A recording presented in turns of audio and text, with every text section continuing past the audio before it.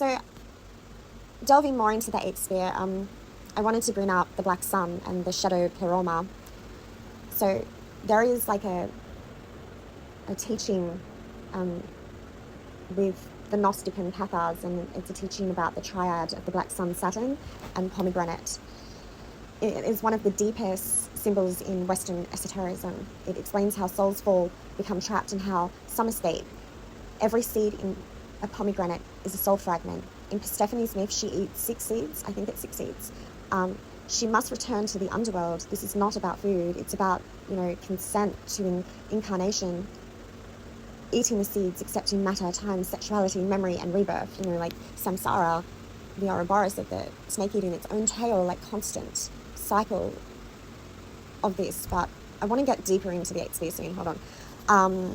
I'll just touch on this first. This is the black sun contract. The underworld in these myths is not hell, it is the eighth sphere. The black sun corresponds to the hidden or shadow aspects of the Sephiroth, sometimes associated with Darth or Vina. In shadow form, inverted, it is linked to the shells of false creation. Symbolically, it is the eighth sphere, the astral trap, or the mirror of divine light in occult writings. It is not evil in itself, but, it is dangerous if misunderstood, as it can symbolize the false light that traps souls. The black sun is not like the star of Sirius. It is a symbol of hidden or inverted light, often called the sun behind the sun. And it exists in occult maps as a dark mirror of divine light, the place where souls can get stuck if they follow illusions. It is a dual nature, Vina, understanding, inverted, Saturel. So, this is the inversion of the reverse side, the night side.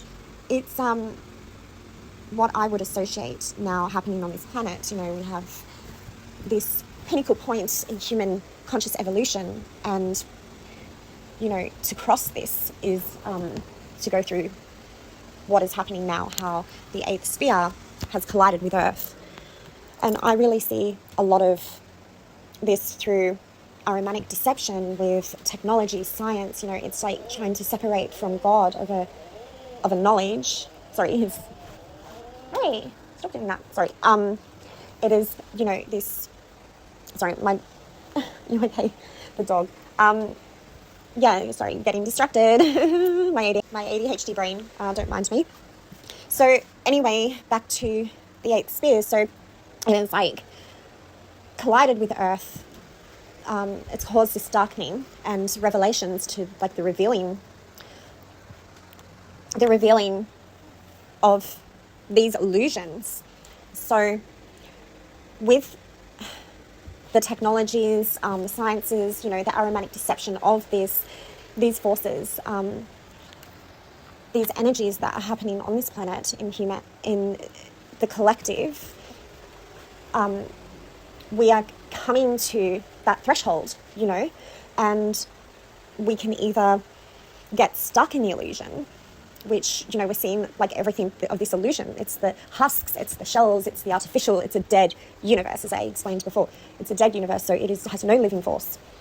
And everything doesn't have substance or life, divine spark or energy to it. It has no God's consciousness at all to it. It's just the mirror and the collection of debris of recycled, aeons and souls, and just, but the soullessness, really. It's kind of really complex, to really get into this, but, we have reached that pinnacle state with human evolution, and I guess, it's now to lift, the veil, to lift that veil within ourselves. We're getting very distracted with everything that's happening with the evil on this earth, the darkness on this earth, and the unconscious. Well, that's what evil and darkness is the unconsciousness of the light. It's a separation of God and light. And to get that divine light back, we need to become self-realized, go within the heart, go within the heart. And that aligns us with, Christ consciousness with God. And this is the guide, the angelic guide that we are being presented with, and we all get a chance to be redeemed.